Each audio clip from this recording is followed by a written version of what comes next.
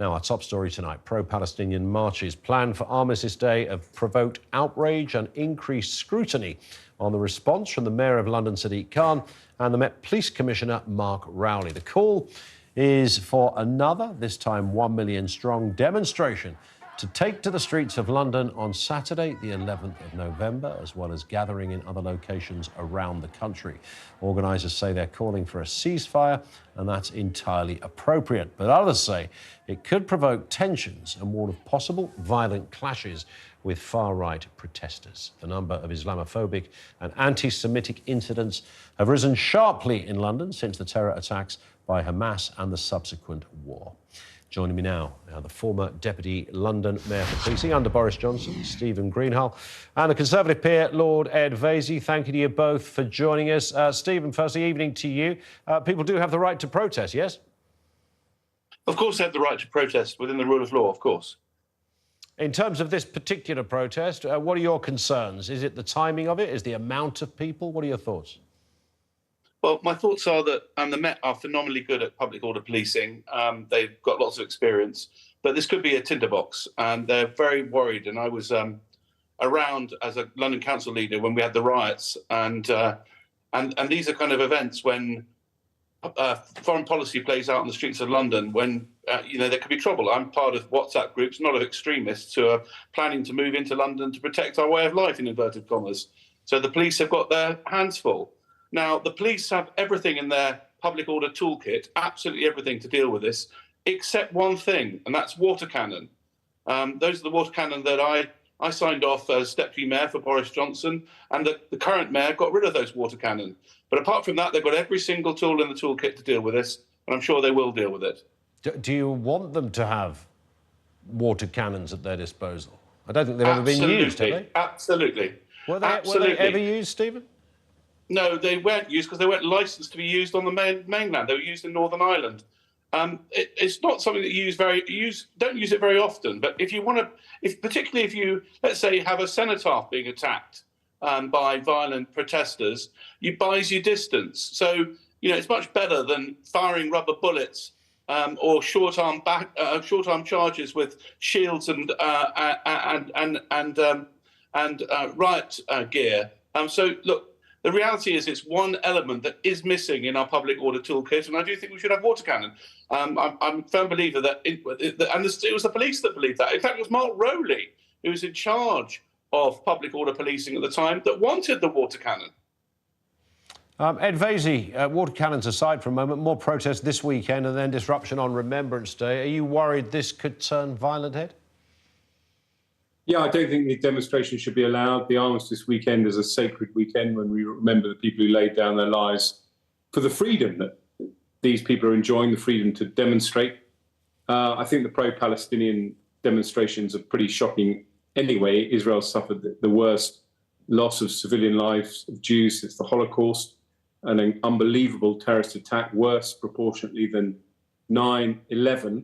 The idea that there would have been a demonstration effectively in favour of what happened is just appalling. And we all want peace. We don't want to see innocent civilian lives lost in Gaza, but I think this is very insensitive. On Sunday, the whole of central London will be deserted because we'll be honouring the fallen at the cenotaph. And I think this is completely the wrong thing to happen. I totally agree with Stephen Greenhalgh, who's got significant experience in this area. If there is going to be a demonstration, I've got full confidence in the Met Police to handle it appropriately. But I just don't think it should be happening this weekend of all weekends. So the protests, we can argue about the nature of some of the protests, are OK, mostly OK most of the time, but it's this specific weekend, Ed. Yeah, I mean, Stephen is right. Everyone has the right to demonstrate. Of course they do. And you're right as well to call me out to a certain extent, not to label every single person out on the streets as somebody who's supporting Hamas. But some of the chants that we've heard at these demonstrations already, from the river to the sea and calling for jihad, and even worse things about Jewish people, the lack of safety that a lot of our Jewish community now feel living in London, it's really appalling. But these demonstrations are clearly going to happen. Some are impromptu, like the terrible one that happened at Liverpool Street Station, where a lot of people felt very, very frightened. There is room for a legitimate demonstration, however unpalatable the views of some of the people taking part. But on the Armistice weekend, when, as I say, we commemorate the people who've laid down their lives to give us the freedoms to demonstrate and many other freedoms, I think is completely inappropriate. And Stephen, you presided over lots of events when you were in that position under Boris Johnson when he was mayor. How does it feel? Does this feel different to you? I think a lot of people sensing it feels like a city that's becoming more divided, coming to a grinding halt, what feels like at the moment every other day. Well, we've always had huge volumes of demonstrations and protests. This isn't not particularly new. What is new is a sense that we've got world events that I've not seen, certainly in my lifetime before. We've got Ukraine, and at the same time, there's flare-up in the Middle East. And I'm afraid some of these tensions are bound to play on the streets of London. But I have huge confidence in the Met to deal with this, and they've got almost everything in their armamentarium and their public order toolkit to do so. And Ed, we live in strange times. There is a sort of an odd feeling out there. We know that, where the wars are going on, Ukraine, and, what is clearly happening in Israel, and the attacks by Hamas, etc.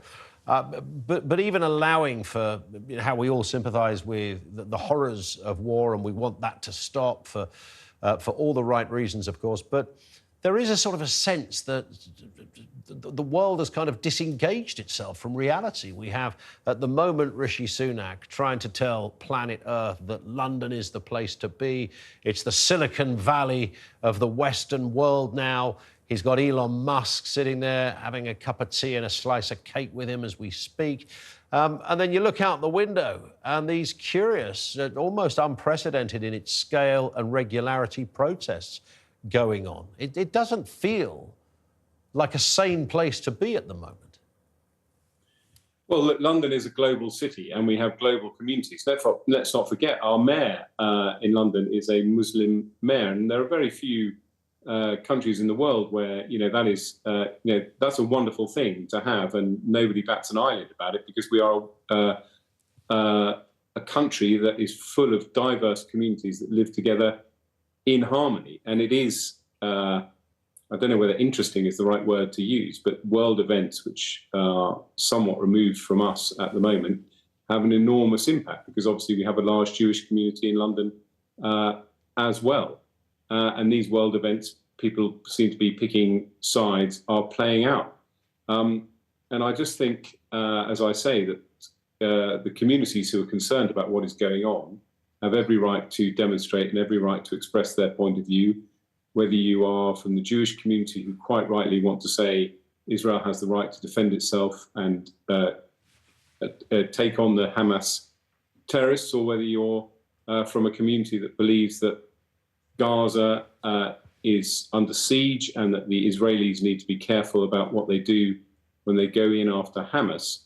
But I think this weekend of all weekends, which is a somber weekend, and a weekend when all our communities should actually come together, because there were Jewish people and Muslim people who fought in the Second World War for Britain and died for Britain.